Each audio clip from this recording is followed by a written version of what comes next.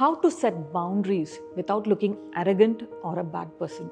See, in most Indian families, boundaries are treated as attitude or arrogance. Take, for example, at a family gathering, someone jokes about your weight. Someone asks, why you're still not married? Or someone comments on your salary. People laugh and you play along, smile embarrassingly, because we are taught to take this as just humor. And situations like this don't happen once, it happens every time. Then one day you calmly say, I don't like these comments, please don't say that. Suddenly the room becomes awkward. They just say, relax, it's just a joke, don't be a spoiled sport. That night you wonder, did I overreact? Why couldn't I ignore it? Now, see, you tolerated discomfort for years, but the moment you set a boundary of what you can and what you cannot tolerate, you are made to feel guilty. But why does setting a healthy boundary feel like you're doing something wrong? And how to draw a line without feeling like a bad person? Let's discuss in this video.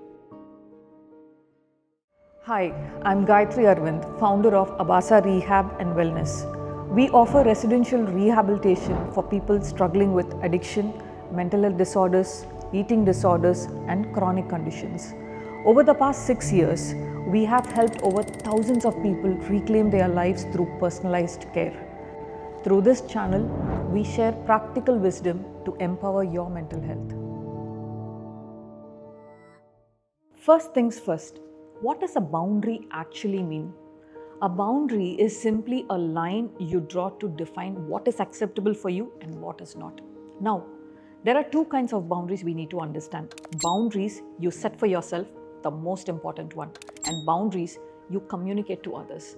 And most people try to jump to the second one first. But if the first one is weak, the second one won't work. Let's understand both clearly. Step 1. Set your own boundaries first. If you want to draw a line to others, you have to first draw a line to yourself. For example, there will be times when you say yes to things. Many times, nobody forces you, but you still say yes when you're tired. You take extra work to avoid looking rude. You laugh at comments that hurt.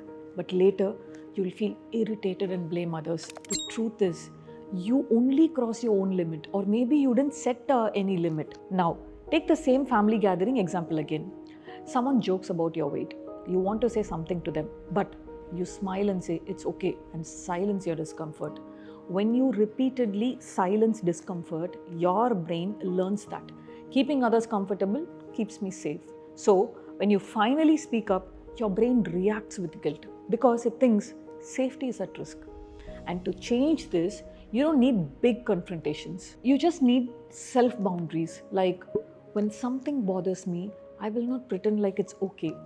You don't need to fight them. If something feels uncomfortable, let your face stay neutral, and that's enough. When your brain sees that the relationship did not collapse because you didn't fake comfort, it updates its belief. But setting self-boundaries is slightly tricky. You need to sit and figure out your value system first. Reflect on what's non-negotiable to you and what's fine and what is not fine. From small things like which time I will sleep to big things like integrity. You can create a fence around you. So, it's a tough one, but it is totally worth it. Step 2. Boundary with others.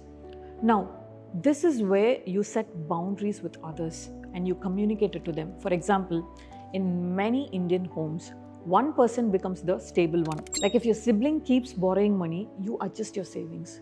If someone behaves badly in public, then you defend them. And if a family member keeps repeating the same mistake, you fix the consequences. So, you manage everything and the other person never has to deal with the result of their actions. And so, they don't feel the need to change because the brain only learns when actions are followed by outcomes. At the same time, your brain builds an identity. I am the one who keeps everything running. If I step back, things will collapse. And this becomes normal for everyone. So when you finally say, I can't keep doing this, it feels like you're being selfish. That is why you feel guilty, and this creates more drama around your life. But supporting someone does not mean carrying their responsibilities. It is okay to care, but it is not your job to carry their emotions. So kindly remind yourself, when you step back, you are not being cruel. You are allowing them to handle what belongs to them. And when you see it that way, saying no stops feeling like you are a bad person. Now, the hardest part is not saying no, it is handling the reactions. Like if you say, I won't be able to do this anymore, sometimes they argue and they say, you've changed, you don't care anymore. Maybe sometimes they will react in silence, and silence is harder to handle. Because of that, you might feel uneasy and you start doubting yourself. Like, did I do something wrong?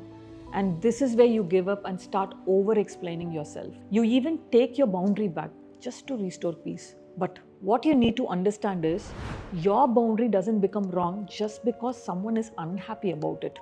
If you have spoken calmly and clearly, that is enough. You can say, I understand this is uncomfortable, but this is my decision. And just stop there. You don't need to defend yourself again and again. Their reaction is their problem. And when you don't give up when it is hard, you start trusting yourself more. And that self-trust is what makes sticking to your boundaries easy. To summarize, boundaries are not rigid walls. They are flexible fences. And if you set them to prove a point, they become ego. But if you set them to protect your balance, they become healthy. So the intention here is not, this is my rule. The intention is, this helps me stay balanced. And when boundaries come from balance, they strengthen the relationship over time.